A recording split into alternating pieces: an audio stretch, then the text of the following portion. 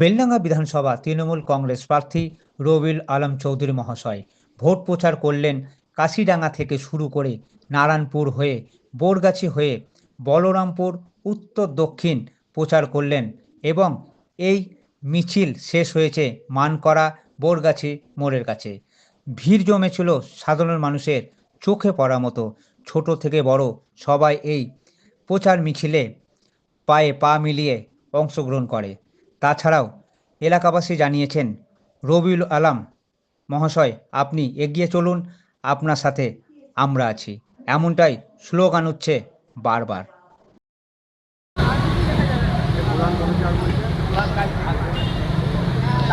দেখুন, আমরা আজকে হরিদাস মাটির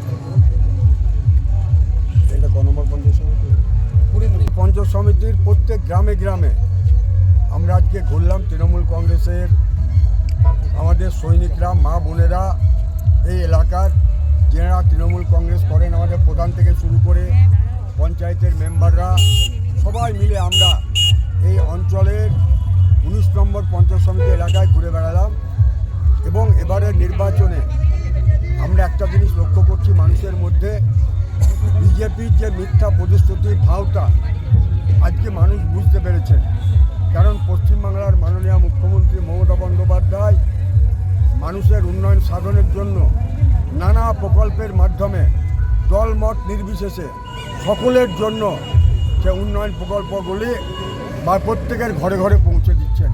তাই মানুষ একটাই সিদ্ধান্ত নিয়েছেন, আগামী 23 তারিখ যে নির্বাচন, এই নির্বাচনে বেলডাঙ্গা বিধানসভা তথা মুর্শিদাবাদ এবং পশ্চিমবাংলার বুকে তৃণমূল কংগ্রেস ছাড়া অন্য কোনো দলের অস্তিত্ব থাকবে না।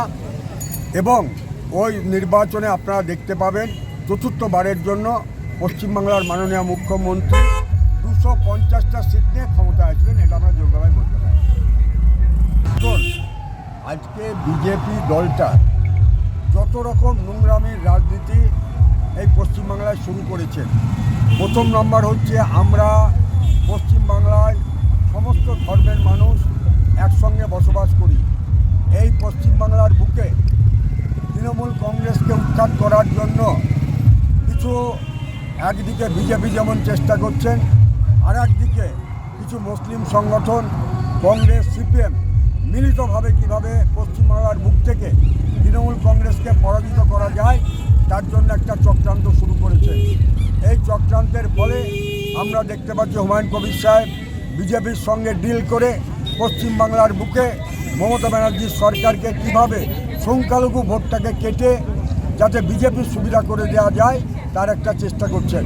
কিন্তু একটা জিনিস মনে রাখবেন, পশ্চিমবাংলার শুধু সংখ্যালঘু মানুষ নয়, পশ্চিমবাংলার সমস্ত সম্প্রদায়ের মানুষ পশ্চিমবাংলার বুকে যে সুখ শান্তি এবং সাম্প্রদায়িক সম্প্রীতি বজায় রেখে বসবাস করছেন, তার জন্য আজকে পশ্চিমবাংলার মানুষ আবার সিদ্ধান্ত নিয়েছেন চতুর্থবারের জন্য আবার মুখ্যমন্ত্রী হিসাবে মমতা ব্যানার্জিকে আমরা দেখতে চাই।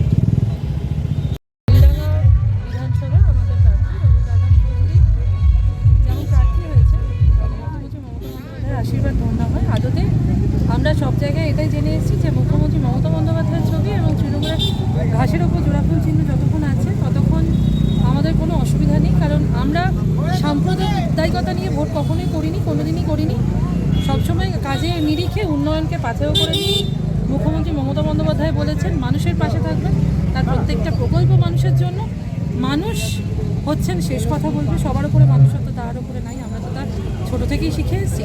তো জনতাই জনার্দন, জনতা ভোট বাক্সে ঠিক তার উত্তরে বুঝিয়ে দেবে যে মমতা ব্যানার্জি মানুষের কাছে ছিল, আছে, থাকবে।